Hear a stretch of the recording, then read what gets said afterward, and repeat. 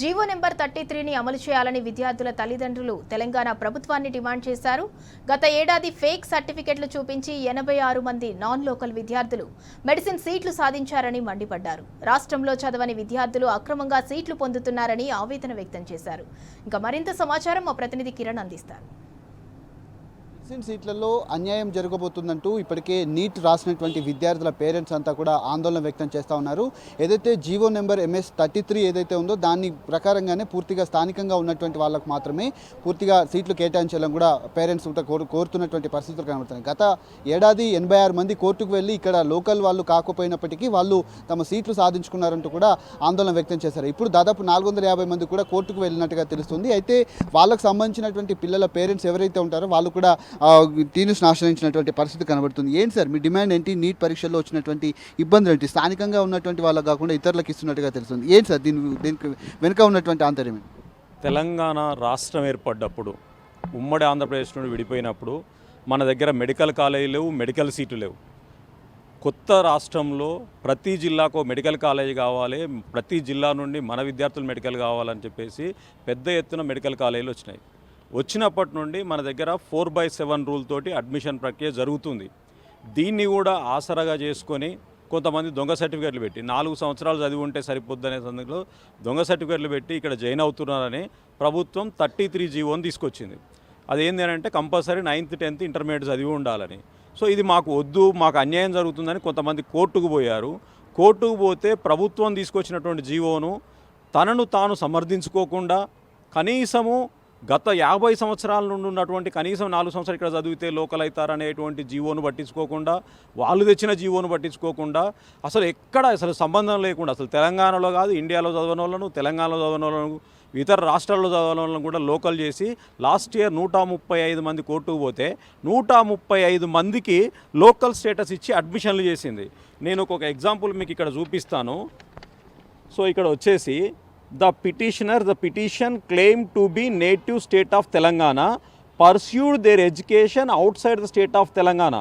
However, they claim to their parents are permanent residents of. వాళ్ళ parents permanent residence ఒక దొంగ residence certificate పుట్టించి మేము మొత్తం ఇక్కడ వాళ్ళమే, మేము ఆంధ్రాలో చదివినాం, వేరే రాష్ట్రంలో చదివినాం. Outside state of Telangana ఏంటంటే వాళ్ళు ఏ రాష్ట్రంలో చదవచ్చు, ఇదంతా ఆంధ్రలోదే. సో వాళ్ళు అక్కడ చదివి ఈ విధంగా కేసులు వేసి లాస్ట్ ఇయర్ ప్రభుత్వము ఇట్లాంటి వాళ్ళని మేము వేరేస్తాం, కోర్టుకు వచ్చిర్రు 10 సంవత్సరాలు కనీసం కోర్టుకు వచ్చిన వాళ్ళ వరకు 1 to 10 వాళ్ళు ఇక్కడ చదివారా లేదా అనేదన్నా చూస్తాం. అది ఎట్లాగో 50 సంవత్సరాలు ఉంది కదా అని మినిమం ఒక మాట చెప్పకుండా ఎవరిని పెట్టిరు అక్కడ? అభిషేక్ సింఘి మను అనేటువంటి లాయర్ని పెట్టిరు. ఆయనకు మన తెలంగాణకు సంబంధం ఏమి ఉండదు, ఇక్కడ లోకల్ రూల్ తెలియదు, ఏం తెలియదు. ప్లస్ వీళ్ళు ఆయనకు చెప్పలేరు, ఎందుకంటే వాళ్ళ లీడరే కాబట్టి అట్లెందుకు అని కూడా అడగలేని పరిస్థితుల్లో ఆయన డైరెక్ట్గా సుప్రీంకోర్టు ముంగట వచ్చిన వాళ్ళందరికీ మేము లోకల్ ఇస్తామని చెప్పేసిండు. ఇక లోకల్ ఇచ్చినాక ఇక ఇబ్బంది ఏమున్నదని అందరిని కొడితే 86 మంది ఏ కేటగిరీలో సీటు తీసుకున్నారు కోర్టుకు పోయిన వాళ్ళు. అంటే 86 మెడికల్ సీట్లు నిజంగా తెలంగాణ అభ్యర్థులు కోల్పోవడం జరిగింది. ఎట్ ద సేమ్ టైం ఇవి ఏ క్యాట్ సీట్లు మొత్తం 120 మంది తెలంగాణ మెడికల్ సీట్లలో ఈ విధంగా కోర్టుకు వచ్చి అక్రమంగా చేస్తే ఏ క్యాట్ సీట్లు బీద బడుగు చదువుకున్న వాళ్ళకు తెలంగాణ విద్యార్థులకు రావాల్సినటువంటి ఏ క్యాట్ సీట్లు పోవడం జరిగింది.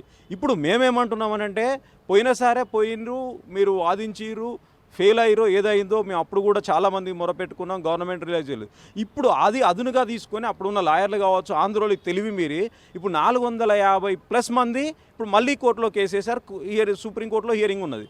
సుప్రీంకోర్టులో మళ్ళీ కౌన్సిలింగ్ దగ్గరికి వస్తుందని చెప్పి పోనీ వచ్చిన వాళ్ళందరికీ 1 సంవత్సరం కూడా ఇస్తా అంటే 450 మెడికల్ సీట్లు పోయిన తర్వాత ఇక తెలంగాణలో పుట్టి పెరిగి తెలంగాణ ప్రభుత్వం తెలంగాణ కోసం మెడికల్ కాలేజీలు పెట్టుకొని మన సీట్లు ఆంధ్ర వాళ్ళకి ఇచ్చి ఆల్మోస్ట్ 450 సీట్లు అంటే కొత్త కాలేజీ ఒక కాలేజ్ స్థాపించిన 2-3 సంవత్సరాలు 50 సీట్లతో ఉంటుంది. అంటే 10 కాలేజీల సీట్లకి ఈక్వల్ ఇది. మనం 10 కాలేజీలు 5 సంవత్సరాలు వాళ్ళకి దారాదత్తం చేసినట్టు అవుతుంది. మన పైసలతోటి మన ప్రభుత్వాలు మన కోసం కాలేజీలు పెట్టి మనం ఒక రాష్ట్రానికి మనం జీవోలు తెచ్చుకొని వాళ్ళకు సీట్లు ఇవ్వడం అనేది దౌర్భాగ్యం. మన పక్కన ఉన్నటువంటి కర్ణాటక కానీ మహారాష్ట్రలో రూల్ ఏముంటుందని అంటే క్లోజ్డ్ అని ఉంటుంది. అంటే అవుట్ సైడ్ వాళ్ళకి అసలు ఒక్కరికి కూడా సీట్ ఇవ్వం మేము, అది రాష్ట్ర నిబంధన. మేము ఒక్కటి కూడా అవుట్ సైడ్ ఇవ్వం. కంపల్సరీ 1 to 10th ఇంటర్మీడియట్ ఇక్కడ చదివితేనే మాకు లోకల్ అని ఉంటుంది. ఏంటమ్మా మీ డిమాండ్ ఏంటి? మీరు ఏం కోరుకుంటున్నారు? ఎట్లా ఇబ్బందులు ఎదురవుతున్నాయి మీ పిల్లలకి? మా అమ్మాయి సెకండ్ లాంగ్ టర్మ్ తీసుకుందండి. తీసుకున్నప్పుడల్లా మేము లక్షలు పెట్టి second long term, third long term ఇప్పిస్తున్నాము. ఇప్పుడు నాన్ లోకల్ వాళ్ళని తీసుకొచ్చి 450 మందిని తీసుకొస్తే మా అమ్మాయికి సీటు రాదు సార్. మేము ఏం చేయాలి ఇప్పుడు? చావాలా బ్రతకాలా? ఇప్పుడు సీటు రాకపోతే మాదంతే పరిస్థితి. ఈ తెలంగాణలో పుట్టి పెరిగి ఇక్కడ మా అమ్మాయి ఇంటర్ చేసి 10th చేసి లాంగ్ టర్ములు చేసి అన్నీ చేసి వస్తే ఇప్పుడు సీటు రాదు. ఇప్పుడు నేను మా అమ్మాయి చచ్చిపోవాలా? ఎవరండి ఈ 450 మంది? నాకు అర్థం కాదు. కానీ ఇక్కడ ఉన్న వాళ్ళకి ఇవ్వకుండా మీరు ఎక్కడో నాన్ లోకల్ వాళ్ళని తీసుకొచ్చి వాళ్ళకి సీట్లు ఇస్తా అంటే మరి మేము ఎక్కడ పోవాలి? మేము గవర్నమెంట్ని సూటిగా అడుగుతున్నాం. మేము ఎక్కడికి వెళ్ళాలి? మీరే చెప్పాలి ఆన్సర్.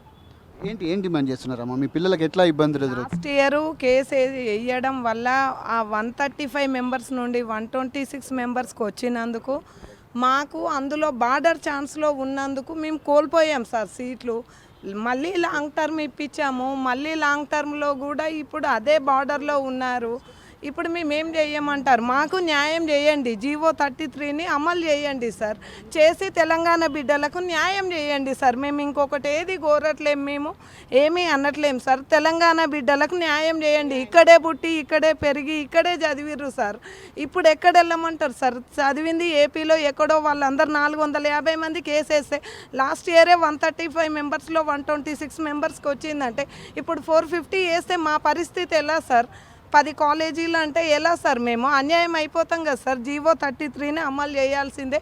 మా తెలుగు విద్యార్థులకు, తెలంగాణలో పుట్టి పెరిగిన విద్యార్థులందరికీ న్యాయం కావాలి సార్. మేము కోరేది గవర్నమెంట్ని అదే సార్. ఏం డిమాండ్ చేస్తున్నారమ్మా? పెద్దలందరికీ నమస్కారం పెడుతున్నాం సార్. ఇది 3వ లాంగ్ టర్మ్ 1 మార్క్తో పోయిన సార్, మిస్ అయ్యి సార్. ఈసారి కూడా వస్తుందో రాదని భయం ఉంది సార్. మాకు న్యాయం చేయరని కోరుతున్నాం సార్ తెలంగాణ ప్రభుత్వాన్ని. దయచేసి మీ పెద్దలందరికీ మొక్కుతున్నాం సార్. మా బాధలతో చూడండి సార్, ప్లీజ్ సార్. ఏంటి మాకు జియో 33 అనేది అమలు కావాలి సార్. ఆ రూల్ అనేది పెట్టాలి సార్. మాకు లేకపోతే ఇంకా చాలా కష్టం సార్. ఇప్పుడు పిల్లలు అనేది వాళ్ళు కూడా చాలా స్ట్రగుల్ అవుతున్నారు. వాళ్ళు కూడా వస్తుందా రాదా అనేది చూస్తున్నారు. కొంచెం జాగ్రత్తగా మా గురించి ఆలోచించండి. మేము ఎలా ఉండాలి, నెక్స్ట్ ఫ్యూచర్ ఏంటో అనేది భయం వేస్తుంది సార్. ప్లీజ్ రిక్వెస్ట్ చేస్తున్నాం. ఇది వారు చెప్తున్నటువంటి పరిస్థితి కనబడుతుంది. ఇప్పటికే 33 జీవో ఏదైతే ఉందో ఆ జీవోను కూడా ఖచ్చితంగా అమలు చేసి స్థానికంగా చదివినటువంటి విద్యార్థులు ఎవరైతే ఉంటారో నీట్ పరీక్షలో రాసినటువంటి వాళ్లకు ఖచ్చితంగా అవకాశం కల్పించాలి. 450 మంది ఇప్పటికే స్థానికంగా ఇక్కడ ఉన్నటువంటి నేటివ్ సర్టిఫికెట్లను చూపెట్టి కోర్టుకు వెళ్లారు. లాస్ట్ ఇయరే తమకు అన్యాయం జరిగింది. ఈ సంవత్సరం కూడా అదే విధంగా జరిగితే మాత్రం ఖచ్చితంగా తమకు ఇబ్బందులు ఎదురవుతాయి. పిల్లలు కూడా పూర్తి స్థాయిలో ఇబ్బందులు పడుతున్నారంటూ కూడా పిల్లల పేరెంట్స్ అంతా కూడా ఆవేదన వ్యక్తం చేస్తూ ఉన్నారు. వీడియో జర్నలిస్ట్ తిరుపతితో కిరణ్, టీ న్యూస్, హైదరాబాద్.